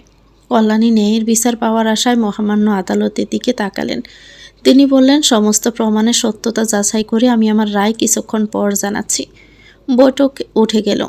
সবাই বাহিরে চলে গেলেও কল্যাণী সেহরাম ও পুলিশ অফিসার এসকে আজিব ও দুজন কনস্টেবলের সাথে সুরেশ ভৌমিকের পক্ষের লোকজন ও পোষণ ও তার বাবা ও তাদের সাথে থাকা লোকজন রয়ে গেল। পোষণ শক্ত মুখে এগিয়ে গেল কল্যাণীর দিকে। এক হাত পরিমাণ ফাঁকা রেখে সাপের মতো পুষতে পুষতে তাকালো কল্যাণীর দিকে। পোষণের চেহারা নজরের সামনে আসতে কল্যাণীর মনে তীব্র ঘৃণারা জানান দিল। তারা ঘৃণা করে পোষণ ভৌমিক ও তাদের পরিবারকে। বারণ করার পরেও আপনি কেন এখানে আসলেন? মেয়ের মানিজ্যত হারালেন, আপনার কি প্রাণের ভয় নেই? প্রাণের ভয় থাকলে নিশ্চয়ই তোমাদের মতো নষ্ট চরিত্রের খুনিদের বিরুদ্ধে কেস লড়তাম না। পোষণ আরও রাগল, কল্যাণীর দিকে ঝুঁকে বলে উঠল, আপনার এত বড় বড় কথা আজকে বের করে দিতাম। ইস, মজা নেওয়ার ধান্দায় ভিডিও করতে ভুলে গেছিলাম। যদি করতাম তাহলে আপনার আজকে এত বড় বড় কথা মুখ দিয়ে আর বের হতো না। কল্যাণীর ঘৃণায় তেজ বৃদ্ধি পেল। সেহরাম কল্যাণী ও পোষণের মাঝে এসে দাঁড়ালো। ডান হাত দিয়ে বেশ জোরেই পোষণকে ধাক্কা দিয়ে দুহাত পিছিয়ে দিল। জোর গলায় বলল, নোংরা মুখ ও নোংরা কথাবার্তা নিয়ে দূরেই থাকো। পরবর্তীতে এমন করতে গেলে মুখ ও নোংরা কথা বলার মতো আস্ত থাকবে না। পোষণ দুহাত পিছিয়ে গেল। পড়ে যেতে নিয়েও নিজেকে সামলে নিল। সাপের মতো ফুসফুস করতে করতে তাকালো শেহরাম দিদিকে। কিছু বলতে নিলে নির্মম ভূমিক পোষণের হাত চেপে নিষেধ করলেন ইশারা দিয়ে। নিজেই বললেন, আমার মধ্যে দুইটা জিনিস করা উচিত না মানুষের। এক, আপন মানুষের বিরুদ্ধে যাওয়া। দুই, রাজনীতিবিদদের বিরুদ্ধে যাওয়া। গেলে এর ফল অনেক ভারী হয়ে যায়। আজকে যদি আমি দোষী প্রমাণিত হয়ে যাই, আমার ছেলে আছে, অগ্রিম বলে দিলাম, সাবধানে থাকবেন। শেহরাম হাসল। কল্যাণী কিছু বলার আগে শেহরাম হাসতে হাসতে বলে উঠল, এসব কথা আপনার মুখে শোভা পায় না কমিশনার সাহেব। ওরফে নিজের আপন ভাইয়ের খুনি। প্রথমত আপনি দোষী, তা শুধু আজকে আয়োজন করে প্রমাণিত হবে। দ্বিতীয়ত আপনি নিজেই আপন মানুষের বিরুদ্ধে গিয়েছেন, নিজের ভাইকে খুন করেছেন। একটা বাচ্চা মেয়ের মাথার উপর থেকে বাবা নামক বটবৃক্ষ কেড়ে নিয়েছেন। এত সহজে তো পার পেয়ে যাবেন না। আশা রাখি আজকে সত্যটাই প্রমাণিত হবে। প্রথমে আপনার ফাঁসি হবে, এরপর আপনার ছেলের। ওই যে কি জানি একটা বললেন, রাজনীতিবিদদের বিরুদ্ধে যেতে নেই, তা ঠিকই বলেছেন। তবে কুকুরদের বিরুদ্ধে গেলে সমস্যা কোথায় কমিশনার সাহেব? পোষণ লাভার মতো উতলে উঠল। এই কুকুর কাকে বললি? মুখ সামলে কথা বল, নয়তো এমন অবস্থা করব পায়ে দাঁড়ানোর মতো সাহসটুকু কুলাবে না। এখন আয়না কোথায় পাবো ভাই? ইস, আয়না থাকলে তোকে কয়েক জোড়া কুকুর দেখাতে পারতাম। শোন, সময়ের কাজ সময় করতে আমি অনেক ভালোবাসি। তাড়াহুড়ো আমার ভালো লাগে না। সময় আসুক, এরপর দেখা যাবে কে পায়ে দাঁড়াবে আর কে বিছানায় পড়ে কাতরাবে। কল্যাণী শেহরামের হাত ধরলেন। সুরজ ভূমিকের স্ত্রী ও ওনার মেয়ের দিকে তাকিয়ে ছোট করে শ্বাস ছাড়লেন। শেহরামকে টেনে বাহিরে নিয়ে যেতে লাগলেন, কিন্তু ফুসনের এক কথায় থেমে গেল শেহরাম। শুনলাম ভাইয়ের নাকি বিয়ের অনেক দিন হচ্ছে, তবুও নাকি ভাই বাবা হতে পারছেন না। তা প্রীতি একটা উপদেশ দিই, বাবা হতে চাইলে আপনার বউকে আমার কাছে পাঠিয়ে দিয়েন। ভালোই খাতির যত্ন করব, দেখবেন বাবা ডাক শুনতে পারবেন। শেহরাম এতক্ষণ নিজের যে রাগটাকে লুকিয়ে রেখেছিল, সেই রাগ আর লুকাতে পারল না। তেড়ে এসে ফুসনের কলার ধরে নাক বরাবর পরপর দুইটা ঘুষি মারল। মুহূর্তে ফুসন নাক দিয়ে ঝরঝর করে রক্ত পড়তে লাগলো। জানে মেরে ফেলবো একদম, মুখ সামলে কথা বল, নয়তো আইনের দিকে সে অপেক্ষা করব না, নিজে তোরে মুখ ভেঙে দিব, মাইন্ড ইট। বলে পুষণকে ধাক্কা দিয়ে নিচে ফেলে দিল শেহরাম। পুষণের মাথা ঘোরানোর কারণে পুষণ নিজেকে সামলাতে পারল না, নিজের বাবার পায়ের উপর গিয়ে পড়ল। নির্মল ভৌমিক দ্রুত ছেলেকে উঠিয়ে রাগান্বিত স্বরে অফিসার এসকে হাজিবকে বলে উঠলেন, আপনি উপস্থিত থাকতে অভদ্র ছেলে আমার ছেলেকে কোন সাহসে আঘাত করে? অফিসার এসকে হাজিব হাসলেন, দারুণভাবেই হাসলেন। বললেন, ঠিকই বলেছেন। আমি থাকতে আপনি কমিশনার হয়েও কিভাবে খুন করতে পারেন? আপনার ছেলে কিভাবে একটা মেয়েকে আইন ভঙ্গ করে রেপ করতে পারে? প্রমাণ কিন্তু আমাদের হাতে আছে শক্তপোক্ত। সময় আসুক বাপ বেটা দুজনকে ফাঁসির দড়িতে ঝুলবেন। কল্যাণী শেহরামকে টেনে বাহিরে নিয়ে গেলেন। অফিসার এসকে হাজিবও সাথে গেলেন। সমস্ত সাক্ষী ও প্রমাণের ভিত্তিতে প্রমাণিত হয়েছে নির্মল ভৌমিক সুরেশ ভৌমিককে খুন করেছেন সম্পত্তির লোভে। এর জন্য আদালত নির্মল ভৌমিকের সর্বোচ্চ শাস্তি ফাঁসি ঘোষণা করেছে। ফুসনের রাগান্বিত চেহারার দিকে তাকিয়ে বিজয়ের হাসি হাসল কল্যাণী। সাথে থেকে আজ অবধি সব কেসে জয়ী হয়েছেন। বিজয়ের হাসি হাসলেও মনের মধ্যে ঝড় বিদ্যমান কল্যাণীর। কখনোই ওনার কোনো কেসের প্রভাব ওনার পরিবারের উপর পড়েনি। এই প্রথম এই কেসটার প্রভাব পড়েছে, তাও ওনার মেয়ের উপর। বাচ্চা মেয়েটা সবে 17 ঘরে পদার্পণ করেছে। প্রাণবন্ত হয়ে বেরোনোর সময়ই মেয়েটা এত বড় নির্মল অন্যায়ের শিকার হয়েছে। ওনার মনে হচ্ছে একজন উকিল হিসেবে উনি আজকে জয় অর্জন করলেও প্রকৃতপক্ষে উনি হেরে গিয়েছেন। সুরেশ ভৌমিকের স্ত্রীর দিকে তাকালেন তিনি। বাচ্চা মেয়েটার মাথায় হাত বুলিয়ে বলে উঠলেন, অবশেষে সত্য জয় হয়েছে। সুরেশ ভৌমিক ওনার বিচার পেয়েছেন। জীবনে কত কিছুর শিকার হই আমরা, তবে এতে আমাদের ভেঙে পড়া উচিত না। মনে রাখবেন, আপনি সত্য হলে জয় আপনারই হবে। মনকে শক্ত রাখুন, মেয়েটাকে শক্ত করে গড়ে তুলবেন। আশা রাখি ভবিষ্যৎ উজ্জ্বল হবে আপনাদের। সুরেশ ভৌমিকের স্ত্রী নীরবে তাকিয়ে রইল কিছুক্ষণ কল্যাণীর দিকে। নীরবতা ভেঙে কাঁপা কাঁপা স্বরে বলে উঠলেন, আপনাকে ধন্যবাদ দেওয়ার মতো মুখ আমার নেই ম্যাডাম। আমাকেও আমার স্বামীকে বিচার পাইয়ে দিতে আপনার মেয়েটাকে এত বড় অন্যায়ের শিকার হতে হলো। কি করলে ক্ষমা করতে পারবেন আমাদের? কল্যাণী থেমে গেলেন। শান্ত দৃষ্টিতে সুরেশ ভৌমিকের স্ত্রীর মুখশ্রী পর্যবেক্ষণ করলেন। কল্যাণী ওনার মুখে স্পষ্ট আক্ষেপ দেখতে পেলেন। দীর্ঘশ্বাস পেলে বললেন, এখানে আপনাদের কোনো ভূমিকা নেই, সবটাই ভাগ্যের ভূমিকা। ক্ষমা চাইবেন না, আশীর্বাদ করবেন আমার মেয়ের জন্য। কল্যাণী আর কিছুই বললেন না। শেহরামকে ইশারা দিয়ে করলেন বেরোনোর জন্য। শেরহামের পাশে অফিসার এসকে হাজিব দাঁড়িয়েছিলেন। ওনাকে দেখে মৃদু হেসে বললেন, অভিনন্দন ম্যাডাম, আমি আশাবাদী সবসময় আপনি সত্যের পাশে থাকবেন এবং জয়ী হবেন। আশা করি ওই রেপিস্ট সর্বোচ্চ শাস্তি পাবে। কল্যাণী ক্লান্তির হাসি হাসলেন, গায়ের কালো পোশাকটা খুলে হাতে নিলেন। দৃঢ় পায়ে হেঁটে বেরোলেন কোর্ট থেকে। বেরোতে মুখোমুখি হলেন প্রেস মিডিয়ার। বিচলিত হলেন তিনি। শেরহাম পাশে দাঁড়ালো কল্যাণীর। রিপোর্টারদের নানা প্রশ্ন। কল্যাণী ক্লান্ত, ভীষণ ক্লান্ত। মানুষের গুঞ্জন ওনার মস্তিষ্ক অসল ব্যথাতুর করে তুলেছে ক্রমশ। অভিনন্দন ম্যাডাম, অবশেষে এতদিন পর এই কেস সমাপ্ত হলো। জয় বরাবরের মতো আপনারই হয়েছে। এ বিষয়ে আপনার কি মতামত? কল্যাণী জিভ দিয়ে ঠোঁট ভেজালেন। বললেন, সত্যর সবসময় জয় হয়। আমি সত্যের পক্ষে ছিলাম, তাই জয় অর্জন করতে পেরেছি। আপনার কি মনে হয় ম্যাডাম, আপনার মেয়ের রেপের এই কেসের সাথে জড়িত? ইতিমধ্যে লোকজন গুঞ্জন সৃষ্টি করেছে যে এই কেস রুখে দিতেই আপনার মেয়েকে রেপ করা হয়েছে, যাতে আপনি এই কেস না লড়েন। এ বিষয়ে আপনার মতামত কি? রিপোর্টারের এমন প্রশ্নে বুকটা ভারী হয়ে উঠল কল্যাণীর। চোখটা ঝাপসা হয়ে এলো ওনার। নিজেকে যথাসম্ভব সামলানোর চেষ্টা করে ভাঙা গলায় বললেন, দুঃখিত, আপাতত এ বিষয়ে কোনো প্রকার কিছু বলতে চাইছি না। শেরহাম বীর ঠেলে কল্যাণীকে গাড়িতে এনে বসালো। নিজের ড্রাইভিং সিটে বসে গাড়ি চালানো শুরু করলো। উদ্দেশ্য হসপিটাল। হসপিটালে প্রবেশ করে কল্যাণী সর্বপ্রথম ডাক্তার সাফানের কেবিনে প্রবেশ করলেন নক করে। সবেমাত্র ডাক্তার সাফান পেশেন্ট অ্যাপয়েন্টমেন্ট করে এসেছেন। আমার মেয়ে কেমন আছে ডাক্তার সাফান? ডাক্তার সাফান তাকালেন কল্যাণীর দিকে। নিচু স্বরে বললেন, ব্লিডিং বন্ধ হয়েছে, আগের চেয়ে ঠিক আছে। কেবিনে শিফট করা হয়েছে। আপাতত ঘুমের ইঞ্জেকশন দেওয়া হয়েছে। কল্যাণী কিছু বললেন না। যেভাবে এসেছিলেন সেভাবেই চলে গেলেন। যাওয়ার আগে ছোট করে ধন্যবাদ বলে গেলেন। স্নিগ্ধাকে যে কেবিনে রাখা হয়েছে সেই কেবিনের সামনে গেলেন। শারু ও শারুর শ্বশুর অর্থাৎ নেহাল রায় দাঁড়িয়ে আছেন। এভাবে বাহিরে দাঁড়িয়ে আছো কেন তোমরা? কল্যাণীর কণ্ঠস্বর পেয়ে শারু ও নেহাল রায় দুজনেই চমকে উঠল যেন। কল্যাণী ব্রু কুঁচকালেন। শারু আমতা আমতা করে বলল, অভিনন্দন তোমাকে জেঠিমণি। না মানে এমনি দাঁড়িয়ে আছি, ভালো লাগছে না তাই আর কি। তোতলাচ্ছ কেন? শারু কিছু বলতে গিয়ে বলল না। নেহাল রায়ের ইশারায়। নেহাল আবার নিজেই বললেন, এসব বাদ দাও বৌদি, স্নিগ্ধার সাথে দেখা করে এসো। মেয়েটা তোমাকে খুঁজছিল, অবশ্য এখনও ঘুমাচ্ছে। কল্যাণী কিছু বললেন না। এতক্ষণ শক্ত স্বাভাবিক থাকলেও এখন আর থাকতে পারছেন না। কিভাবে মেয়েকে ওইরকম অবস্থায় দেখবেন তিনি? ওনার মনে আবারও তুমুল জ্বর সৃষ্টি হচ্ছে। কেবিনে যাওয়ার জন্য উদ্যত হলেন তিনি। এর আগে শারুর উদ্দেশ্যে বললেন, পরশু থেকে তো তোমার ইচ্ছেচি পরীক্ষা, বাড়ি চলে যাও তোমরা। শেহরাম আর আমি এখানে আসছি স্নিগ্ধার কাছে। বলেই তিনি কেবিনে প্রবেশ করলেন। কেবিনের মধ্যে প্রবেশ করতে থেমে গেলেন কল্যাণী। নজর স্থির করে সামনে তাকালেন। মুহূর্তের মাঝে অস্থিরতা জেঁকে ধরেছেন ওনাকে।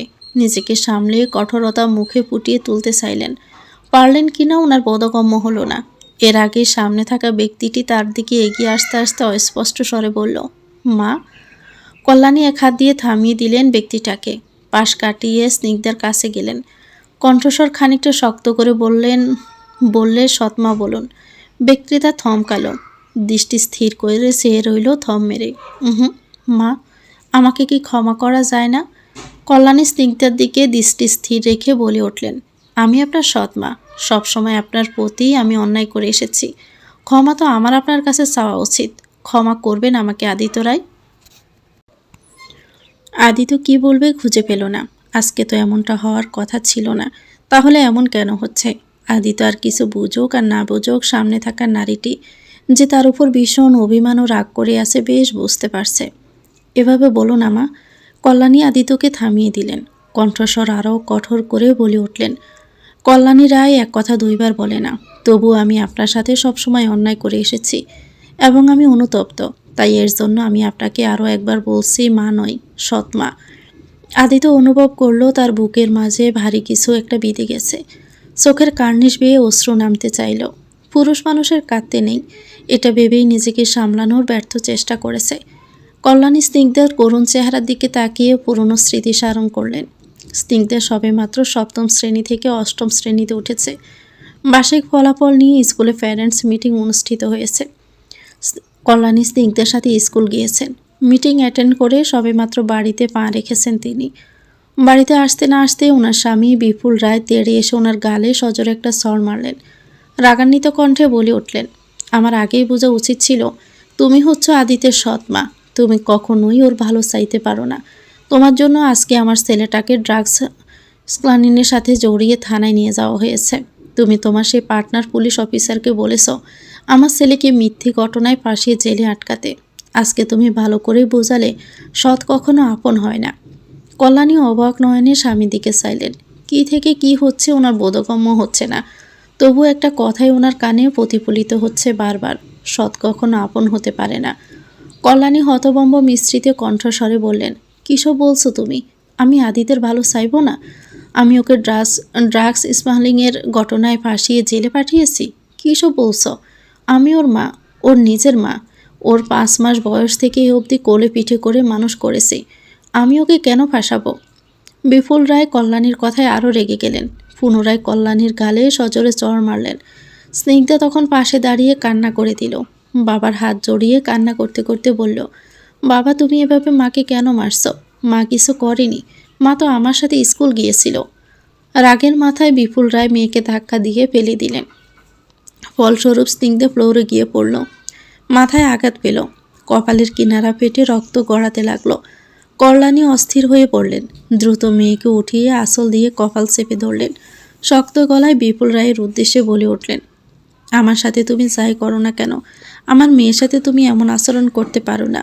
তোমার জন্য আজকে ওর রক্তক্ষরণ হয়েছে। যে মেয়েকে আমি কোনো দিন ফুলের টোকা অবধি লাগতে দেইনি, সেখানে তুমি বাবা হয়েও রক্ত জড়িয়েছ। এর জন্য তো তোমাকে আমি কোনো দিন ক্ষমা করব না। আমি কোনো দিন তোমার ছেলেকে নিজের সতীনের ছেলে মনে করিনি, নিজের পেটের সন্তান মনে করেছি। তোমার সেই ছেলের এই 5 মাস থেকে এই অবধি বড় করেছি ভালোবেসে। সেখানে তুমি কত সহজে বলে দিলে সৎ কখনো আপন হয় না। আমিও সৎ মা, আমার দ্বারা ওর কখনো ভালো হবে না। বলে রাখছি, তুমি যে দোষারোপ আমাকে করেছ সেটা আমি ভুল প্রমাণ করব। কল্যাণী আর কিছু বললেন না। মেয়েকে নিয়ে হসপিটালের উদ্দেশ্যে রওনা হলেন। যাওয়ার সময় ফিরিয়েও তাকালেন না। হসপিটালে গিয়ে স্নিগ্ধার মাথায় ব্যান্ডেজ করলেন। স্নিগ্ধা দুর্বল হয়ে পড়েছে, ভালোই ব্লিডিং হয়েছে। কল্যাণী নিজের মাকে কল করে হসপিটালে ডাকলেন। তিনি আসতে স্নিগ্ধার কাছে ওনাকে রেখে কল্যাণী থানার দিকে রওনা হলেন। শাড়িতে এখনও ওনার স্নিগ্ধার রক্ত লেগে আছে। এই অবস্থাতেই উনি থানায় গেলেন। থানার প্রবেশ করে অফিসার মুজিব শিকদারের কাছে গেলেন। কল্যাণীকে দেখে অফিসার মুজিব শিকদার বসা থেকে উঠে দাঁড়ালেন। বললেন, ম্যাডাম, আপনি যে ড্রাগ স্মাগলিংয়ের সাথে জড়িত চক্রের কথা বলেছিলেন, আমরা আজকে সেই চক্রকে অ্যারেস্ট করেছি। সেখানে আপনার ছেলেও জড়িত। কল্যাণী থমকালেন। কিছুক্ষণ যেতেই বললেন, ও আমার আদর্শে বড় হয়েছে অফিসার। আমার দৃঢ় বিশ্বাস আমার ছেলে এমন কিছুই করতে পারে না। কোথাও একটা ভুল ভ্রান্তি হচ্ছে। আদিত্য ড্রাগ স্মাগলিংয়ের সাথে জড়িত নয়। অফিসার মুজিব শিকদার হাসলেন। বললেন, আজকালকার ছেলেমেয়েরা দেখায় যে তারা মা বাবার আদর্শে বড় হয়েছে, কিন্তু প্রকৃতপক্ষে তারা ভিতরে অনেক অনৈতিক কাজ করে। কল্যাণী শক্ত কণ্ঠে বললেন, অন্য ছেলেমেয়েরা করতে পারলেও আমার আদিত্য এমন কিছুই করেনি, আমি জানি। কল্যাণী ভিতরে গেলেন। ভিতরে গিয়ে দেখতে পেলেন কতগুলো ছেলের সাথে আদিত্য দেওয়ালে পিঠ ঠেকিয়ে বসে আছে জেলের ভিতরে। তিনি আদিত্যকে অস্পষ্ট স্বরে ডাকলেন, আদিত্য। আদিত্য নজর তুলল। ওনার দিকে কিছুক্ষণ তাকিয়ে কাটকাট স্বরে বলে উঠল, নাটক করবেন না দয়া করে। আপনাকে তো নিজের মা মনে করেছিলাম, কিন্তু আপনি সৎ ছেলে দেখে নিজে আমাকে এ ড্রাগ স্মাগলিংয়ের চক্রের সাথে জড়িয়ে পাঠিয়ে দিলেন।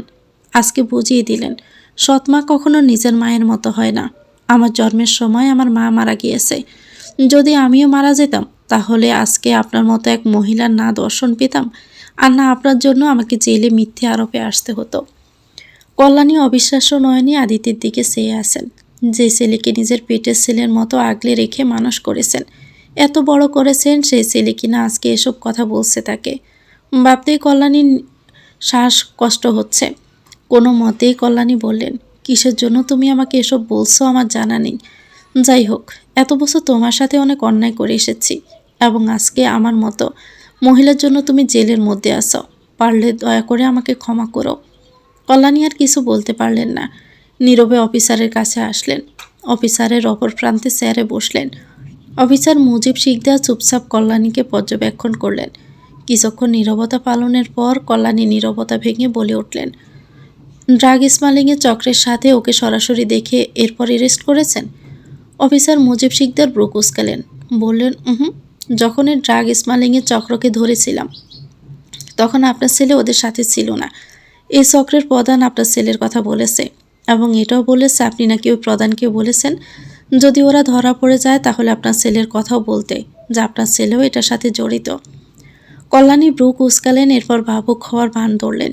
কিছুক্ষণ যেতেই হেসে উঠলেন। আপনাকে তো এত বোকা ভাবিনি অফিসার।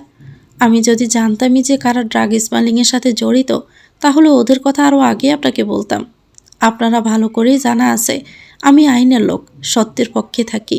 সেখানে নিজের ছেলে অন্যায় কাজের সাথে জড়িত দেখে আমি চুপ কেন থাকবো? ওই প্রধানকে 3rd ডিগ্রি দিন, সত্যটা কি বেরিয়ে আসবে। ওই ছেলের বলা প্রতিটা কথা রেকর্ড করবেন। অফিসার মুজিব শিকদার কিছুক্ষণ ব্রু কুঁচকে কল্যাণীর দিকে চেয়ে রইলেন। এরপর 2জন মহিলা কনস্টেবল ও 2জন পুরুষ কনস্টেবল নিয়ে জেলের সামনে গেলেন। ড্রাগ স্মাগলিংয়ের চক্রের প্রধান ও তার সহকারী 2জনকে বের করে খালি একটা জেলের মধ্যে নিয়ে গেলেন। কল্যাণী ওদের পিছু পিছু গেলেন। অফিসার মুজিব শিকদার শান্তভাবে ওদের জিজ্ঞেস করলেন, নিজেরা পেশেছিলে ভালো কথা, নির্দোষ একজনকে কেন ফাঁসাতে চাচ্ছিস? প্রধান অর্থাৎ আহান নামে ছেলেটা বলে উঠল, এই চক্রের সাথে যারা জড়িত ছিল তাদের সবাইকেই তো অ্যারেস্ট করেছেন, ফাঁসালাম কোথায়? কল্যাণী রায়কে তো ভালো মতোই চিনিস, ওনার ছেলেকে কেন ফাঁসাতে চাচ্ছিস? আহান ব্রুকুসকে মাথা বাঁকা করে কল্যাণীকে দেখল, এরপর বলল, ওনার ছেলে এটার সাথে জড়িত, এতে আমি ফাঁসানোর কে?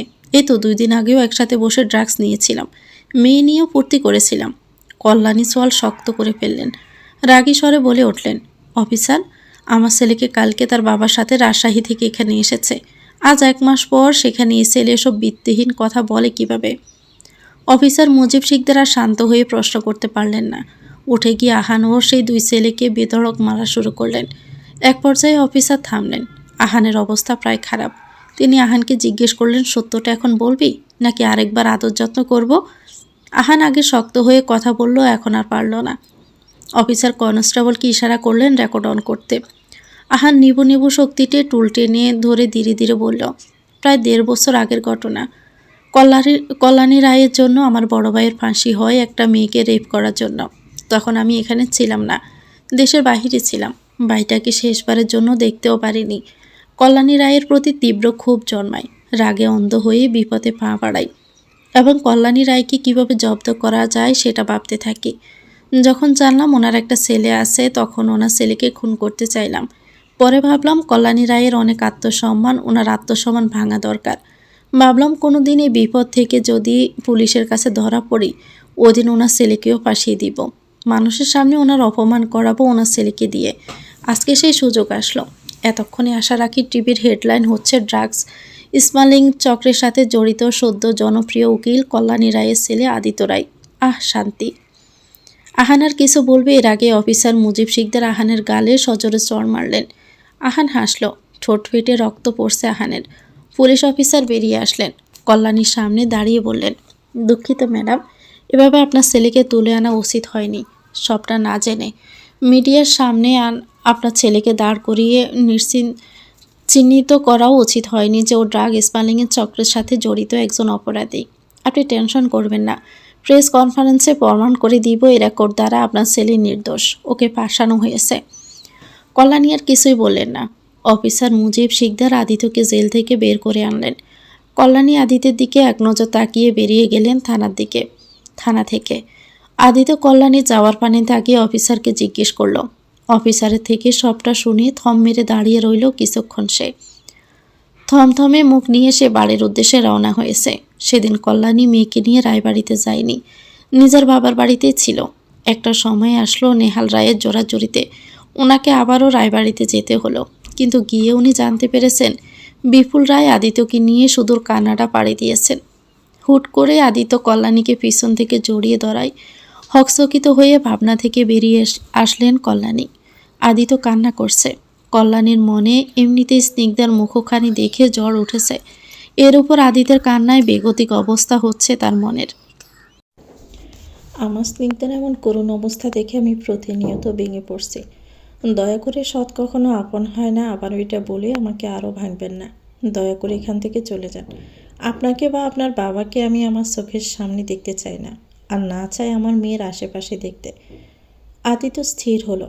অতীতের করা বোকামি, বোকামি না, ঠিক মানসিক আঘাতের ফলে আজ তাকে এরকম একটা পরিস্থিতিতে পড়তে হচ্ছে। আদিতের নিজেকে পাগল পাগল মনে হচ্ছে।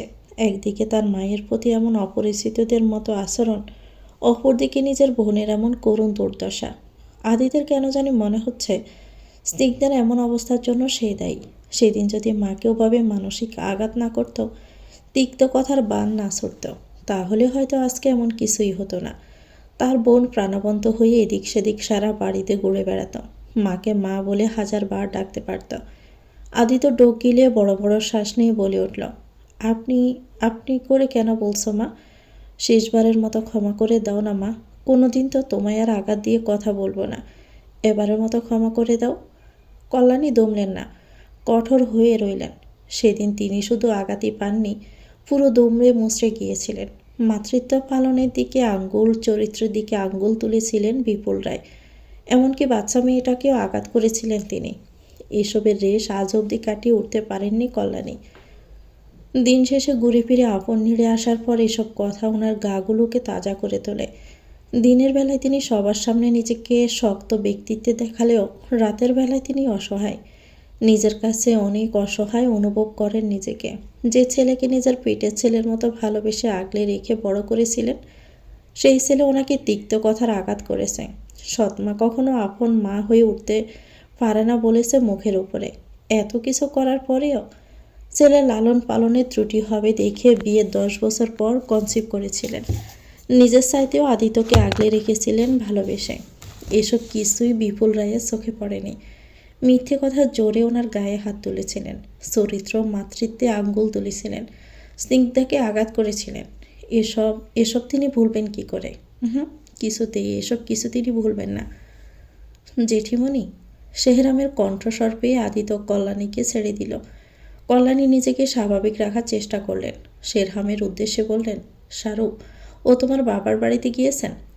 শেরহামের নজর আদিত্যের উপর নিবদ্ধ। আসার পর আদিত্যকে স্বচক্ষে দেখছে শেহরাম। আদিত্যের চেয়ে 1 বছরের ছোট শেরহাম।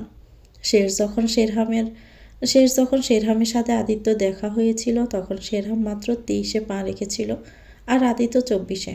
শেরহাম হালকা কেশে বলল, হ্যাঁ জেঠিমণি, বাবা ও শাহরু বাড়ি গিয়েছে। তুমিও যাও, আমি এখানেই আসি স্নিগ্ধার পাশে। তোমার এখন ফ্রেশ হওয়া দরকার। আজকে প্রচুর প্রেশার গিয়েছে তোমার উপরে। এখনও অবধি কিছু খাওনি, বাড়ি যাও। কল্যাণী এক নজর স্নিগ্ধার দিকে তাকালেন। মেয়েটার মলিন মুখশ্রী, বুকের ভেতরটা অনেকটা শূন্য অনুভব হলো কল্যাণীর। দৃঢ় পায়ে কেবিন থেকে যাওয়ার জন্য এগোলেন। আদিত্য সেই আছে কল্যাণী যাওয়ার পানে। এই আশা নিয়ে যে কল্যাণী একবার তার দিকে তাকিয়ে জড়িয়ে ধরবে, কপালে চুমু খেয়ে ভালোবেসে ডাকবে আদি। কল্যাণী তাকালেন না, শক্ত পায়ে বেরিয়ে গেলেন কেবিন থেকে। আদিত্য দৃষ্টি স্নিগ্ধার উপর নিবদ্ধ করল। জেঠিমণি, রিসেন্ট যে কেসটা জিতেছেন সেটা চলাকালীন জেঠিমণি যাতে কেসটা না লড়েন, এর জন্য পুলের আজকে এই অবস্থা। ও রেফিস্ট এখনও সুস্থ সবলভাবে ঘুরে বেড়াচ্ছে। জেঠিমণি চাচ্ছে ওর সহজ ফাঁসি হোক, কিন্তু আমি তো চাই না। আমি চাই যেভাবে আমার পুলকে কষ্ট দিয়েছে তার 3 গুণ বেশি কষ্ট দিয়ে ওই রেফিস্টকে মারতে। ভাবলেশীনভাবে বলল শেরহাম। আদিত্য প্রত্যুত্তরে কিছু বলল না, নিশ্চুপ হয়ে স্নিগ্ধার মুখশ্রীর দিকে তাকিয়ে রইল। শেরহাম নির্লিপ্ত কণ্ঠে আবারও বলল, মিস্টার হিটম্যান, আজকের রাতটা তোমার, এনজয় টু নাইট। আদিত্য সরু ও কঠিন দৃষ্টিতে তাকালো শেরহামের দিকে, এরপর হনহনিয়ে বেরিয়ে গেল।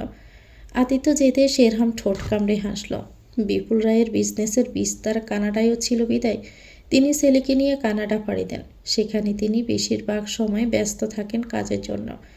আদিত্য তখন মায়ের সাথে করা ব্যবহারের জন্য ভারী অনুতপ্ত ছিল। বিষণ্ণতা তাকে গ্রাস করে ফেলেছিল প্রায়। সেই সময় নিজেকে জড়িয়ে ফেলে এক অপকর্মের সাথে। টাকার বিনিময়ে মানুষকে খুন করা ভদ্র মুখোশধারী মানুষ যারা টাকার বিনিময়ে মানুষকে খুন করায়, তাদের কাছে নিজেকে একজন হিটম্যান হিসাবে গড়ে তুলেছে আদিত্য। প্রতিটা খুনে এক বিন্দু প্রমাণ রাখেনি আদিত্য। সেই সাথে নিজেকে সেফ রাখার জন্য যারা তাকে খুন করার জন্য টাকা দিয়েছিল তাদের কাছে অবধি নিজের চেহারা উন্মুক্ত করেনি কখনো।